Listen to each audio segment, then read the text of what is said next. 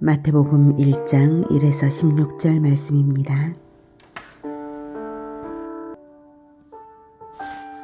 마태복음 1장. 아브라함과 다윗의 자손 예수 그리스도의 계보라.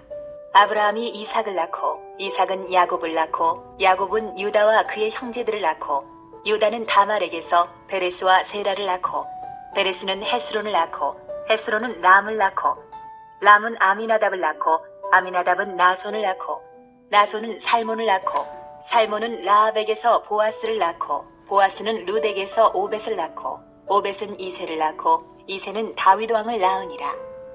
다윗은 우리아의 아내에게서 솔로몬을 낳고 솔로몬은 르호보암을 낳고 르호보암은 아비야를 낳고 아비야는 아사를 낳고 아사는 여호사밧을 낳고 여호사밧은 요람을 낳고 요람은 우시야를 낳고 우시야는 요담을 낳고 요담은 아하스를 낳고 아하스는 히스기야를 낳고 히스기야는 므낫세를 낳고 므낫세는 아몬을 낳고 아몬은 요시야를 낳고 바벨론으로 사로잡혀 갈 때에 요시야는 여고냐와 그의 형제들을 낳으니라. 바벨론으로 사로잡혀 간 후에 여고냐는 스알디엘을 낳고 스알디엘은 수룹바벨을 낳고 수룹바벨은 아비훗을 낳고 아비훗은 엘리야김을 낳고 엘리야김은 아소르를 낳고 아소르는 사독을 낳고 사독은 아킴을 낳고 아킴은 엘리웃을 낳고 엘리웃은 엘르아사를 낳고 엘르아살은 마단을 낳고 마단은 야곱을 낳고 야곱은 마리아의 남편 요셉을 낳았으니 마리아에게서 그리스도라 칭하는 예수가 나시니라. 사랑하는 형제 여러분, 1월 15일 토요일 새벽 묵상에 오신 것을 환영합니다. 오늘부터 토요일은 마태복음을 새벽과 저녁에 진행하기로 합니다. 그래서 월요일은 창세기 묵상, 토요일은 마태복음 묵상, 그리고 화요일부터 금요일까지는 새벽에는 구약성경, 저녁 때는 신약성경을 이제 하는데요. 지금 현재 새벽은 룻기, 저녁은 고린도후서를 하고 있습니다. 마태복음은 예수님의 제자 마태가 히브리 민족을 대상으로 기록한 복음서입니다. 복음서가 4가지가 있는데요. 모든 복음서들의 공통점은 예수님이 그리스도시라는 것을 증명하는 것입니다. 그리스도란 죄로부터 자기 백성을 구원하시는 자를 말합니다. 메시아와 같은 의미입니다. 히브리어로 메시아, 헬라어로는 그리스도라고 합니다. 예수님 당시에 이스라엘은 그리스도를 기다리고 있었습니다. 누가복음 3장 15절에는 백성들이 바라고 기다림으로 모든 사람들이 요한을 혹 그리스도신가 심중에 생각하니 이렇게 되어 있죠. 세례 요한이 나타났을 때 혹시 그리스도이신가 했다는 것이죠. 대부분의 백성들이 그리스도를 기다리고 있었습니다. 마태복음 11장 3절에는 예수께 여짜오되 오실 그이가 당신이오니이까 우리가 다른 이를 기다리오리이까. 세례 요한이 예수님께 질문했던 말입니다. 마찬가지로 그동안 기다린 그리스도가 맞냐는 확인 질문이죠. 이렇게 유대인들은 그리스도를 목마르게 기다리고 있었습니다. 심지어 유대인들이 신앙적으로 불순하다고 경멸하던 사마리아 사람들도 그리스도를 기다리고 있었습니다. 요한복음 4장 25절에 여자가 이르되 메시아 곧 그리스도라 하는 이가 오실 줄을 내가 아노니 그가 오시면 모든 것을 우리에게 알려주시리이다. 예수님이 공생의 초기에 사마리아 우물가에서 만난 여인이 한 말이죠. 그 여인도 그리스도를 기다리고 있었던 것입니다. 이렇게 사람들은 메시아 즉 그리스도를 기다리고 있었는데요. 그러면 그리스도에 대한 몇 가지 궁금증이 생기죠. 첫째, 그리스도가 오실 것이 언제 약속되었는가? 그리스도는 왜 오시는가? 셋째, 왜 족보를 말하는가? 이것이 마태복음 1장에서 우리가 가지는 궁금증입니다. 그리스도를 기다린다는 것은 그리스도가 오시기로 약속되었다는 것입니다. 누가 약속했나요? 하나님 아버지께서 약속하셨죠. 이것이 언약입니다. 언제 약속하셨을까요? 창세기 3장 15절에서 언약하셨습니다. 창세기 3장 15절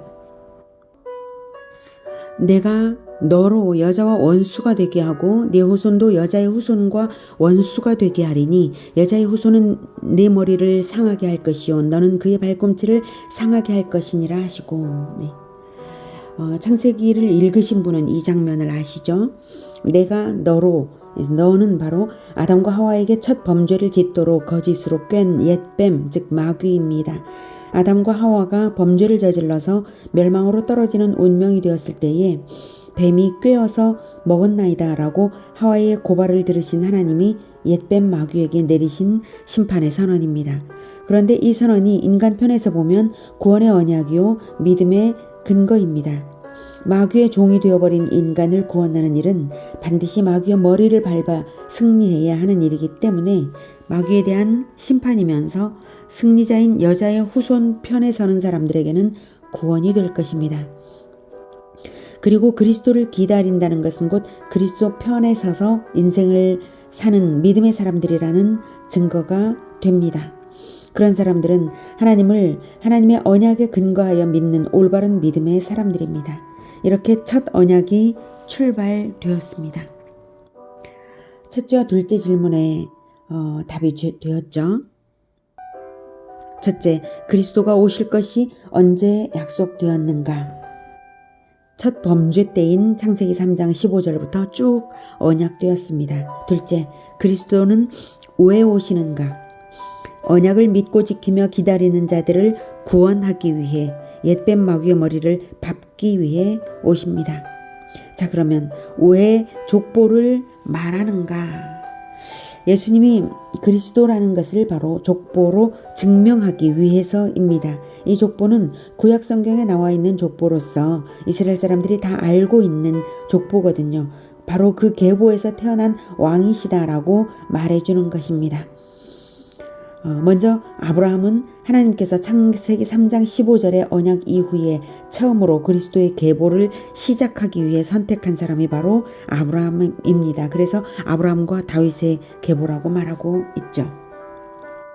창세기 12장 1절에 여호와께서 아브라함에게 이르시되 너는 너의 고향과 친척과 아버지의 집을 떠나 내가 내게 보여줄 땅으로 가라. 이렇게 아브라함을 부르셔서 가나안 땅으로 인도하시고는 7절에서 여호와께서 아브라함에게 나타나 이르시되 내가 이 땅을 네 자손에게 주리라 하신지라. 자기에게 나타나신 여호와께 그가 그곳에서 제단을 이제 쌓았는데요. 이렇게 땅을 얻을 자손도 약속을 하시고는 창세기 18장 19절에 내가 아브라함으로 그 자식과 권속에게 명하여 여호와의 도를 지켜 의와 공도를 행하게 하려고 아브라함을 택하였나니 이는 나 여호와가 아브라함에게 대하여 말한 일을 이루려 함이니라. 이렇게 자식과 권속의 가르침의 계보를 이어서 하나님 나라를 이루실 것을 말씀하셨죠. 그리고 이삭이 태어나 자랐을 때 번제로 이삭을 드리라 명하신 것을 아브라함이 순종하였을 때에 결정적인 언약을 하십니다. 창세기 22장 16에서 18절에 이르시되 여호와께서 이르시기를 내가 나를 가리켜 맹세하노니 네가 이같이 행하여 네 아들 네 독자도 아끼지 아니하였은즉 내가 네게 큰 복을 주고 네 씨가 크게 번성하여 하늘의 별과 같고 바닷가의 모래와 같게 하리니 네 씨가 그 대적의 성문을 차지하리라. 또 네 씨로 말미암아 천하 만민이 복을 받으리니 이는 내가 나의 말을 준행하였음이니라 하셨다 하니라. 17절에 네 씨가 그 대적의 성문을 차지하리라. 또 네 씨로 말미암아 천하 만민이 복을 받으리니 이는 내가 나의 말을 준행하였음이니라.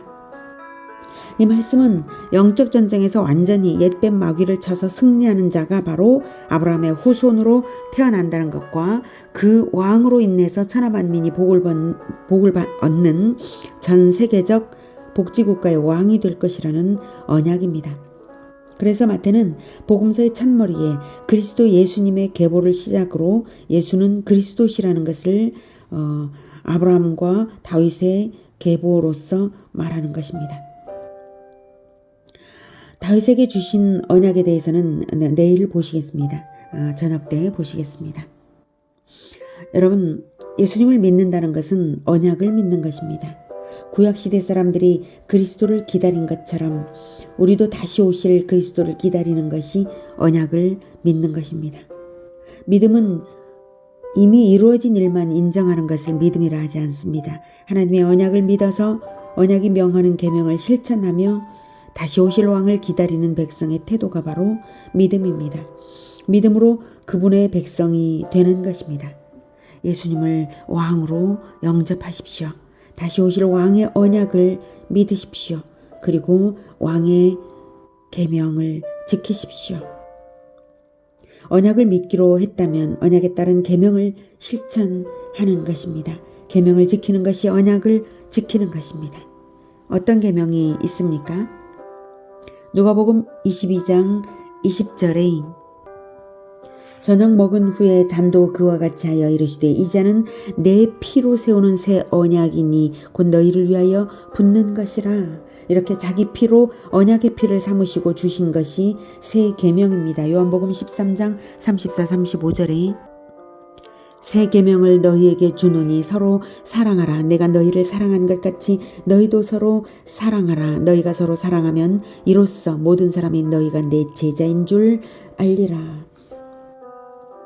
예수 제자가 되어 예수님의 방식으로 사랑하며 사는 것이 언약을 지키는 것입니다. 예수님은 생명을 버리며 죄인 구원을 하는 사랑을 하셨습니다.